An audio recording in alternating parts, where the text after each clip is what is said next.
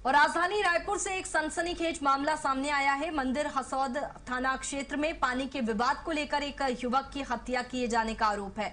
मृतक की पहचान भुवनेश्वर साहू के रूप में हुई है, जो 22 मई से लापता था। आरोप है कि हत्या के बाद शव को महानदी के किनारे रेत में दफना दिया गया।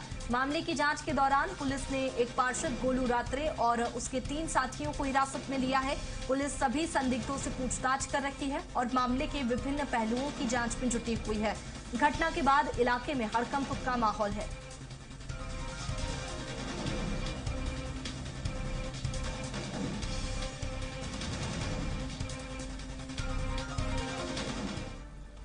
जहां आपको बता दें कि 22 मई से एक युवक लापता हुआ, जहां राजधानी रायपुर से एक सनसनीखेज मामला सामने आया। मंदिर हसौद थाना क्षेत्र में जहां पानी के विवाद को लेकर एक युवक की हत्या किए जाने के आरोप है। मृतक की पहचान भुवनेश्वर साहू के रूप में हुई है, जो कि 22 मई से लापता था।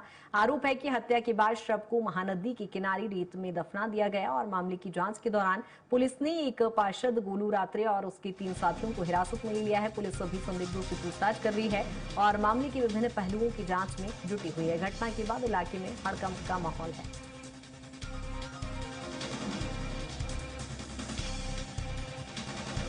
जहां पानी के विवाद में जहां एक युवक की जान ले ली गई, हत्या के बाद जहां रेत में उसे दफना दिया गया।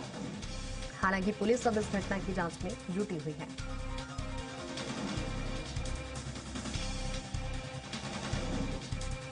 और राजधानी रायपुर की घटना है, जहां महानदी के किनारे उसका शव दफनाया गया था। महानदी किनारे शव दफन किया गया था, जिसके बाद अब शव बरामद हुआ है और पुलिस अब चूंकि इस घटना की जांच में जुटी हुई है। पानी के विवाद को लेकर ये विवाद हुआ और वहीं हत्या कर दी गई। हत्या के बाद रेत में उसे दफना दिया गया। 22 मई से युवक लापता था, जिसके बाद उसकी शिकायत की गई और अब चूंकि 4 लोगों को पुलिस ने हिरासत में लिया है, तो उनकी पूछताछ की जा रही है। आगे की कार्रवाई की जाएगी।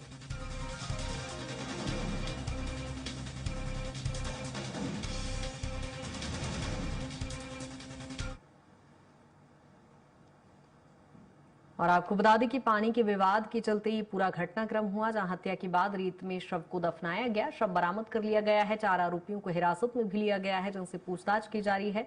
और ज्यादा जानकारी के साथ राहुल हमारे साथ जुड़ गए। राहुल, क्या कुछ ये पूरा विवाद है, हत्या कर दी गई विवाद के बाद?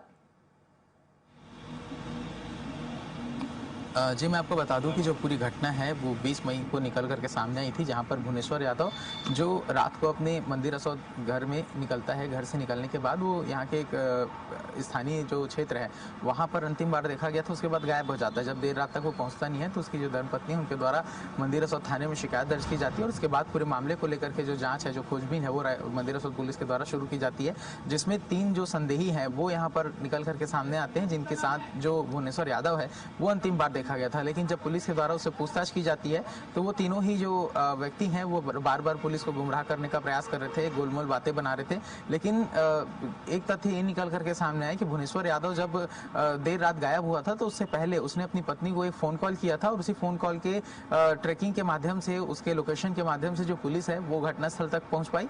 और उसके बाद जब तीनों ही संदेहियों से जब सवाल जवाब किया गया, उनके साथ जब पूछताछ की गई थोड़ी कड़ाई के साथ में, तो उन्होंने अपने जो बातें थी उसे स्वीकार करते हुए बताया कि जब वो साथ में निकले हुए थे, तो यहाँ मंदिर हसौद का ही एक पार्षद है, उसके साथ में जिसका नाम गोलू रात्रे है, उसके साथ में ये जो चारों हैं वो मिलकर के शराब पिए और शराब पीने के बाद में मंदिर हसौद के पास में जब चारों शराब पी रहे थे, उसके बाद में किसी बात को लेकर के जो विवाद है वो काफी हो गया। और जैसे जानकारी के अनुसार जो बातें निकल करके सामने आ रही है, उसके अनुसार पता चल रहा है कि जो पानी की समस्या को लेकर के जो पार्षद है, उससे जो भुवनेश्वर यादव था वो नाराज था और उसे यह कहते हुए कि उसके साथ विवाद जो है वो धीरे धीरे बढ़ता गया। विवाद बढ़ने के बाद गाली गलौज जैसी स्थिति निर्मित हुई।